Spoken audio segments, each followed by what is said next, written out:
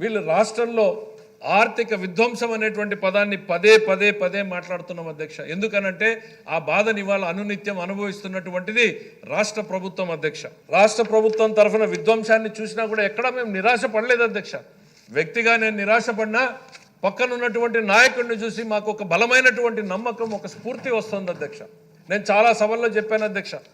Black 2 అంటే finance వింగ్లో కూర్చుంటే ఆ సంఖ్యలు అంకెలు చూసిన తర్వాత రాత్రి 10 గంటలకు ఒక డిప్రెషన్ వస్తుంది అధ్యక్ష. ఎట్లా దీంట్లో నుంచి బయటకు పడాలి? ఒకవైపు పెరిగిపోయినటువంటి అప్పులు, మరోవైపు పెరిగినటువంటి కమిట్మెంట్లు, చెల్లించాల్సినటువంటి బకాయిలు, మరోవైపు శాసనసభ్యుల నుంచి వస్తున్నటువంటి ప్రాంతీయంగా మాకు కావాల్సినటువంటి అభివృద్ధి పనుల కోసం వస్తున్నటువంటి ఒత్తిళ్లు, ఇవన్నింటినీ చూసి ఏ రకంగా వీటిని అధిగమించాలి అనేటువంటి ఒక డిప్రెషన్లోకి వెళ్ళేటువంటి పరిస్థితులకు వస్తే ఎప్పుడైతే బ్లాక్ 1లోకి అడుగు పెడతామో అధ్యక్ష, ఒక స్ఫూర్తి వస్తుంది అధ్యక్ష. ఈ రాష్ట్రాన్ని తిరిగి గాడిన పెట్టగలము అనేటువంటి నమ్మకం వస్తుంది అధ్యక్ష.